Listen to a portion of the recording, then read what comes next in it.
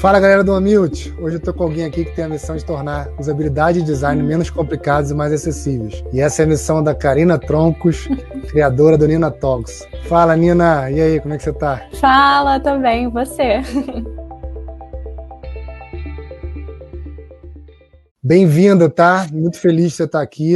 Tenho acompanhado aí teu trabalho, é muito bom. E a gente vai bater um papinho hoje aí sobre as coisas que você tá cansado de saber, tá? Eu que agradeço pelo convite, vai ser muito bom. Galera, antes de começar o papo, só queria lembrar vocês, se você gosta de tecnologia e inovação, assina aqui o canal, toda semana tem um vídeo novo, um papo novo legal, então assina aí, marca o sininho e dá joinha, tá bom? Nina, olha só, como é que se descomplica design e usabilidade? Então, eu comecei o Nina Talks justamente porque eu sentia falta de duas coisas, que eram pessoas no início da carreira falando sobre como que estava sendo isso tudo, e mulheres também falando sobre tecnologia. Então, o Nina Talks acabou, assim, de completar 2 anos, e eu ficava justamente com essa questão de, não tem nenhum tipo de conteúdo desse aqui no Brasil, porque não é para ter, ou é porque ninguém ainda começou.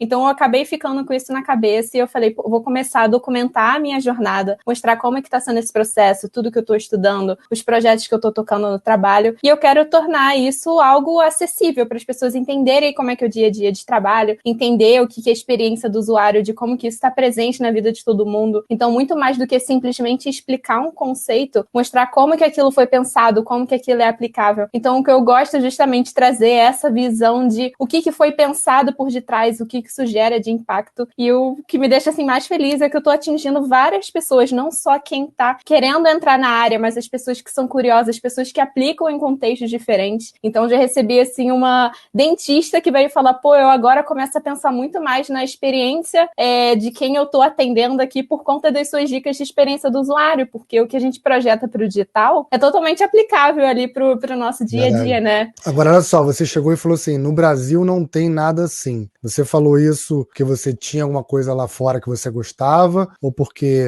foi meramente aleatório o Brasil na frase?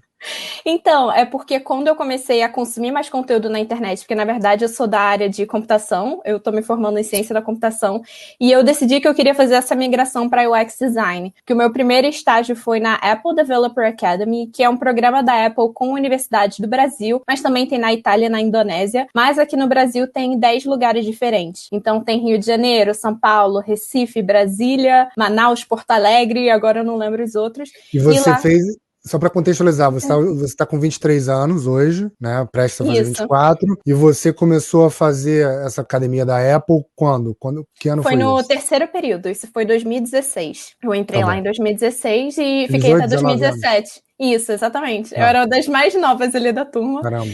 E aí eu entrei como desenvolvedora iOS, eu não tinha, assim, um vasto conhecimento de programação, até porque eu entrei em engenharia da computação. Então, eu só tinha feito uma matéria ali de programação, o resto era, tipo, cálculo e física. Mas justamente porque no processo seletivo eu mostrei uma pessoa muito apaixonada tanto por computação como design, porque eu sempre fiquei ali no meio. Eles falaram, a gente gostou muito, assim, do seu perfil, vem pra cá trabalhar com a gente. E aí eu entrei como desenvolvedora iOS. E lá eu descobri o universo de UX e eu falei, é isso que eu quero pra minha vida, une as duas coisas que eu amo. Vou começar a estudar por conta própria. E aí eu fui procurar muito conteúdo e para mim foi muito difícil, anos atrás, encontrar muito conteúdo em português. Então tinha, por exemplo, o UX Now, tinha o X Unicorn, o UX Lab, e meio que acabou por ali no YouTube. Então eu falei, vou procurar conteúdo lá na gringa. Então até encontrei umas mulheres falando sobre tecnologia e tal, mas aqui foi muito difícil. Então eu falei, por que não tem, né? Então foi porque eu tive que ir lá fora para achar conteúdo mais aprofundado. Hoje em dia tem muito mais aqui. Vejo uma galera produzindo conteúdo no Instagram, no YouTube, isso me deixa muito feliz. Mas na época ali de 2016, assim, foi muito difícil de encontrar. Você lá na Apple, você ganhou alguns prêmios, né? Eu sei que você tá cansada de falar sobre isso, mas como é que... Não, mas eu gosto de falar sobre isso porque mais pessoas ficam sabendo e aplicam. Porque é exponencial a quantidade de brasileiros que aplica e ganha ao longo dos anos. Então, eu fico mais feliz de mais pessoas saberem. Então, pode achar que não tem problema, não. E como é que foi, então, isso? O que foi isso? Então, tem esse programa, digamos assim, de estágio, né? Um programa de inovação aqui no Brasil.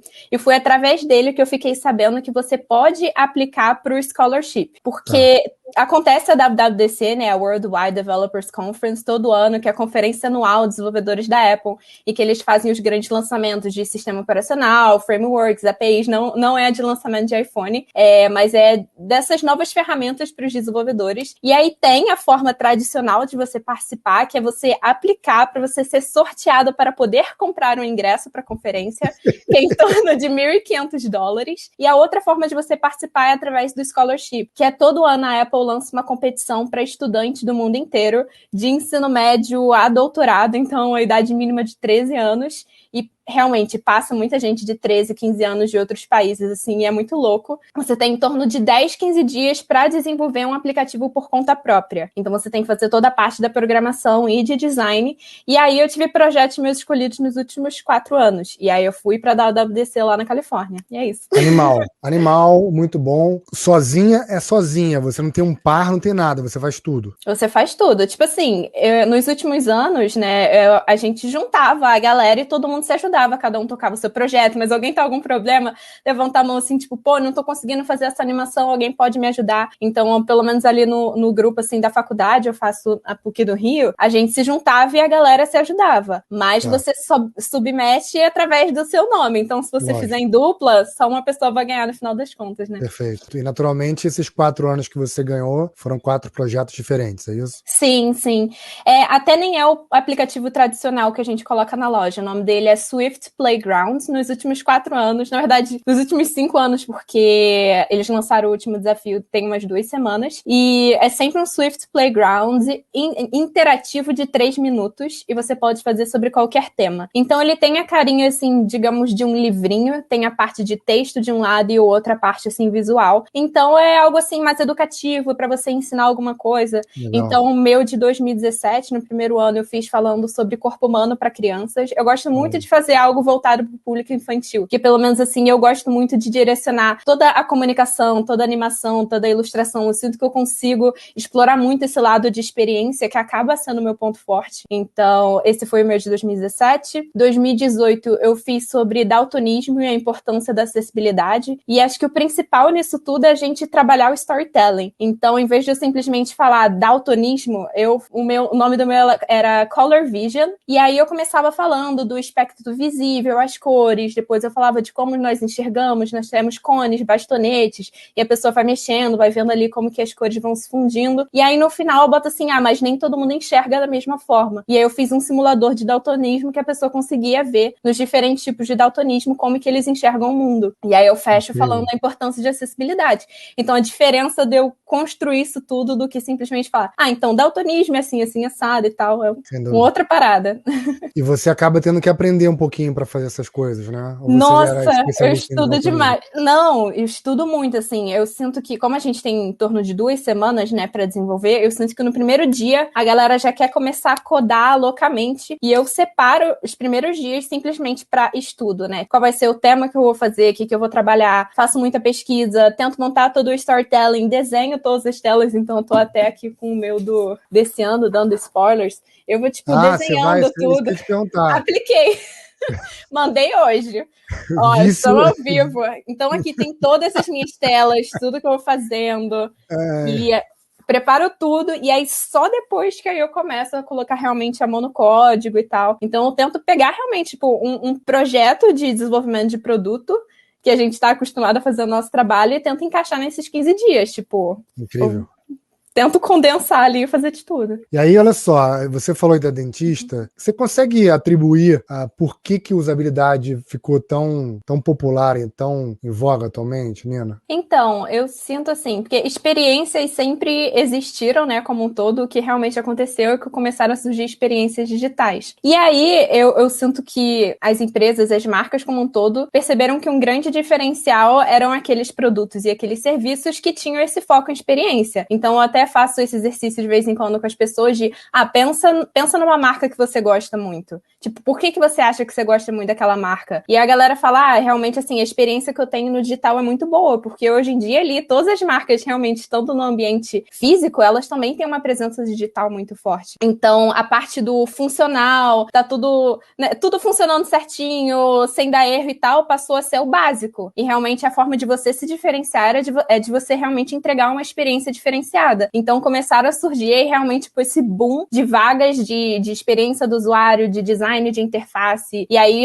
explode para tudo, né? UX Writing, UX Research, porque a gente acaba precisando de pessoas mais especialistas também nessas áreas. Então, acho que tem a ver realmente com isso, dessa questão de diferenciação e do que realmente virou patamar básico, porque cada vez tem uma competição maior, então tem muita gente mais fazendo o mesmo, então como que você se destaca, né? Qual é o passo acima? É quase uma pirâmide de Maslow, né? Aham, mas é isso mesmo. Ali a saber um pouco do básico, o cara sabe fazer uma coisa, e realmente você, uma hora que tem as coisas mais fundamentais, você fala o seguinte, cara, agora eu posso me preocupar com uma coisa um pouco mais sofisticada. Agora, olha só, quando você migra de ciência da computação, eu sei que você está se formando nisso ainda, mas a verdade é que você começa a atuar mais numa área de usabilidade e UX design. O que você levou de um para o outro e como é que está sendo assim, essa migração para você? Acho que um ponto assim que me causava muito medo nessa migração é que eu tinha esse pensamento na minha cabeça de que eu tinha cabeça de engenheira, que eu era muito fechada, era caixinha de que eu não era criativa o suficiente, que para ser designer eu tinha que ser muito criativa. Então isso até no início assim foi algo um pouco difícil para mim e depois eu entendi que criatividade é que nem um músculo, né? A gente vai exercitando, a gente vai testando e a gente tem que fazer várias versões, experimentar, fazer brainstorm. Então, criatividade é o que a gente realmente desenvolve, né? É o que a gente nasce criativo. Então, essa foi uma primeira coisa, assim, que eu venci. E algo que me ajuda muito é de entender esse universo de desenvolvimento. É muito difícil você trabalhar com design de produtos digitais e não entender como que aquilo está sendo feito por detrás. Então, eu tô muito ali lado a lado com os meus desenvolvedores, tentando falar ao máximo a mesma língua que eles, para desenvolver e projetar, né, experiências, interfaces e tudo mais que façam sentido, que explorem ao máximo ali todos os recursos de desenvolvimento que a gente tem e tal. Então, atualmente eu tô no time de app e como eu era desenvolvedora iOS, para mim faz muito sentido isso, porque eu consigo conversar muito ali lado a lado com os desenvolvedores e a gente consegue explorar muito a natividade de tudo. Então, eu sinto que, assim, esse é um baita diferencial no dia a dia, entender como que aquilo está sendo feito por detrás. Então, uma dificuldade e uma vantagem, eu acho que é mais ou menos isso. E aí você tá lá no Hotel Urbano hoje, né? Como product designer, né? Aham. Quanto tempo já? Eu tô desde novembro. Então, eu fiquei 3 aninhos ali na Globo, quase. E aí surgiu essa oportunidade de trocar, experimentar áreas novas, né? Acho que até pra mim seria muito interessante. Estava há muito tempo, mesmo trocando de time. E apesar da Globo ser um universo gigante, que parece que são várias empresas dentro de uma empresa, né? Porque são vários produtos. Achei que seria interessante ali experimentar um ambiente diferente, que é uma empresa também bem menor, eu consigo estar ali mais perto da galera, e voltar a trabalhar com app, que era algo que eu não fazia desde a Apple Academy. Eu estava muito focada em produtos web, então trabalhei em plataforma de vendas, trabalhei no G1, aqui ó. E aí agora tô no time de app. Uma coisa boa, né? Você, em paralelo, tem produzido muito conteúdo, né? Eu acho que essa tua catequização, a tua evangelização... Evangelização mesmo. Da galera é muito legal, assim, eu acompanho e realmente o impacto que você tem nas pessoas, vou exagerar um pouquinho, mas chega a ser comovente, assim, sabe? Você vê que as pessoas estão conectadas, ligadas. Hoje em dia, como é que você consegue administrar essa tua ocupação principal e fazer faculdade, fazer TCC? Sim. Eu tô vendo que você tá metido na porção de coisa, Faber-Castell, faz coisa para ali, para cá. Como é que você tá aí? Você tá dormindo? É até difícil dizer, né? Aquele de meia-noite às 6, o que você faz, né? É bem essa vibe mesmo. Mas é porque o Nina Talks, ele realmente é um segundo trabalho, né? Eu acabo tendo 2 trabalhos, mas é o que eu tenho muito prazer de fazer no meu tempo livre. Então, assim, realmente, no meu tempo livre eu tô 100% focada em produzir conteúdo, em estar estudando as coisas. Então, eu, obviamente, também descanso, mas eu uso muito meu tempo livre pra isso. Então, assim, às vezes o início do dia, o almoço eu acabo fazendo coisa. Fim de semana, realmente, assim, é quando eu realmente realmente dou um boost, eu faço muitas publicações para eu não ter que me preocupar com isso ao longo da semana, então eu só tô ali postando as coisas. E eu acho que também é uma mudança de mentalidade muito grande, que qualquer coisa que eu vejo e consumo, eu já penso como que aquilo pode se tornar conteúdo. Então, assim, do trabalho, tem alguma reunião, alguém comenta alguma coisa, então até a minha PM chegou um dia assim na Daily e falou, gente, vocês sabem de onde que surgiu o nome do Airbnb? É tipo, Air, Bed and Breakfast e tal, blá, blá, blá. E eu falei, aí eu parei e pensei assim, falei, e o nome de outras empresas? Aí eu anotei. Aí eu fiz um post depois de origem de nomes de várias empresas. Então são coisas assim, às vezes, tipo, super básicas, mas que eu já tenho a chave viradinha de como que isso pode virar conteúdo. E você tá fazendo isso tudo sozinho? Você tá Então, tocando sozinho? eu tenho um editor de vídeo, que aí me ajuda muito, porque nossa edição de vídeo dá muito trabalho. Eu ia fazer uma doação aqui se você estivesse editando o vídeo também. Não, eu tenho um editor de vídeo, graças a Deus. Mas todos os posts, assim, sou eu que faço. Mas eu também tô, assim, à procura, porque eu realmente vou precisar escalar de alguma forma. Eu preciso de alguém para me ajudar. E faz umas 2 semanas que eu tô com uma assessora, agente também, né? Eu estou com uma agência que agora tá ajudando a cuidar da minha imagem. Porque eu também, que converso com todas as parcerias, faço ligação, leio o contrato, passo briefing, mando tudo para aprovação, gero relatório. Então, tipo assim, tem todo esse lado do meu trabalho publicitário também ali. Pode parecer uma coisa meio assim, né? Nossa, já tem uma assessora, mas é justamente alguém que vai te desimpedir. É quase que um Scrum Master. Mas é isso mesmo, o Scrum Master da vida ali, tipo, ela me ajuda a ler os contratos, que pra mim é muito difícil, mandar os orçamentos, marcar todas as datas de recebimento de tudo, me ajudar a montar um plano de carreira, conversar com marcas, tipo, isso toma muito tempo. Qualquer pessoa que quer tocar algum projeto comigo, vamos marcar uma call de 30 minutinhos, é rapidinho. Só que de call em call de 30 minutinhos acabou a minha semana, então... É legal que o pessoal tá chegando com call de 30, né? Se vai chegar de 1 hora... Então, às vezes marcam de 30, eu já falo assim, gente, dá pra ser 15, só pra passar a ideia, a gente ver se faz sentido, porque senão é impossível, é muita coisa. 24 horas é muito pouco pra um dia só. Nina, aí em termos de app dos sonhos, assim, se você falar assim, cara, essa app é a minha paixão, em termos de usabilidade, experiência, nossa, eu queria morar nessa app. Você tem, assim, as tuas preferidas? O que você gosta mais, assim, o que até te influencia? Então, foi até aqui pegar, assim, meu celular pra dizer, assim, os que eu mais uso. Eu, por exemplo, eu gosto muito do iFood. Eu acho, assim, ele pra mim, ele funciona super bem. Ele atende bizarramente. E eu acho incrível, assim, que, por exemplo, ele tem 3 tipos de público diferentes, né? Então, eles têm os usuários finais que pedem as comidas, eles também têm a parte de todos os restaurantes, e eles também têm a questão dos motoboys. Então, eu acho realmente incrível como que eles conseguem amarrar muito bem essas pontas. Eu acho realmente a experiência, assim, do iFood incrível. Que mais? Um aplicativo que eu gosto mais... Tem algum? Pode dizer. Algum gringo, assim? Eu gosto muito do Pinterest, por exemplo. Eu sou muito heavy user de Pinterest. Pra mim, eu acho assim, o algoritmo de recomendação deles, porque experiência tem a ver com tecnologia, né? Não é só a questão da usabilidade. Então, pra mim, assim, a experiência de recomendação deles é absurda. Eu falo assim, gente, eles me entendem 100% só ali pela minha navegação. Então, eu acho assim, o Pinterest incrível. Então, um exemplo brasileiro e um gringo aí. Aí, em termos de site, Nina, assim, app, você já falou, concordo plenamente com iFood. Pinterest eu não tenho usado recentemente, engraçado, usei muito web. E site desktop, você tem algum que você é apaixonado? Nossa, eu sou muito apaixonada pelo Notion. Não sei se você já usou. Pra mim, assim, ele é incrível e eu faço documentação de tudo da minha vida, assim, no Notion. Eu acho incrível porque ele tem toda essa parte, assim, digamos, de Google Docs, mas eu consigo colocar minha agenda, eu consigo planejar todos os meus posts, porque eu consigo fazer aquela versãozinha de Trello. Então, eu faço todo controle financeiro, toda a gestão de livros que eu tô lendo. Então, eu sinto que eu consigo pegar vários templates, porque tem uma comunidade ali super forte por detrás. Então, a galera produz ali templates super legais. E aí, eu consigo me apropriar, ajustar e fazer toda a minha gestão ali, todos os meus resumos da faculdade. Então, eu boto tudo ali, fica na nuvem. Eu consigo acessar do meu celular, então eu tenho um aplicativo também. Então, assim, pra mim, o Notion revolucionou muita coisa pra muita gente, assim, em relação à produtividade. Então, você acha que o Notion lá, segundo o Chanelis, o cara que inventou lá o termo Growth Hack, o cara fala assim, para você ver se você tem Product Market Fit, você pergunta para os seus usuários como é que eles vão ficar caso seja descontinuado o teu serviço. Nossa, eu estaria ferradíssima sem Notion. Então, eu ia perder todos os meus posts da Nina Talks, toda a minha matéria da faculdade, ferrou. Já está respondido. Porque ele fala assim, se mais de 40% de SEC fica muito desapontado, você alcançou muito bem. Eu vejo que você dá muita dica lá de livro, né? Você recomenda muito livro. Dica dos livros aí pro pessoal, por favor. Então, eu sinto que um livro assim que é bom para profissional de qualquer área, que para mim fez muita diferença, é o Personal Branding do Arthur Bender. A gente precisa saber se posicionar, entender qual é a nossa marca, o que a gente quer deixar no mundo e como que a gente comunica isso. Acho que isso é extremamente forte. Então, Personal Branding do Arthur Bender.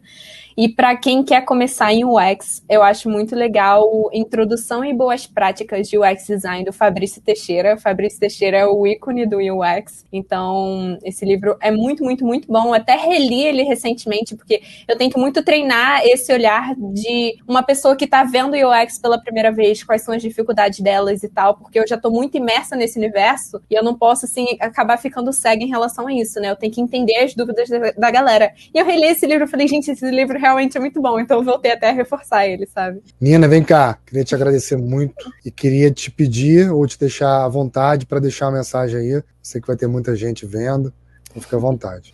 Então, agradecer demais pelo convite. Acho que o papo foi super legal e vai ajudar aí muita gente. E falar a questão de que eu sinto que muitas pessoas ficam com medo dessa migração para a área de tecnologia, mas entender que todo mundo está começando do zero. A área de tecnologia, apesar de ser algo que muda a todo momento, os princípios acabam sendo os mesmos e a gente precisa de muitos profissionais nessa área. Então, uma frase que eu gosto muito é: você não precisa ser ótimo para começar, mas para ser ótimo, você precisa começar. Então, ir dando pequenos passos ali, tá sempre pesquisando, vendo o que tem de interessante. Você não se contentar com simplesmente uma explicação do Wikipedia do que é uma inteligência artificial. Isso te interessa? Pesquisa mais a fundo, sabe? Então tem muito conteúdo legal na internet para isso. E também não deixar de me acompanhar no Nina Talks, né? Vai lá no Instagram, Nina_Talks, me segue, manda uma mensagem, estou ali sempre à disposição para ajudar. Pô, show, Nina. Parabéns, obrigado, um beijão, tá? Eu que agradeço, valeu.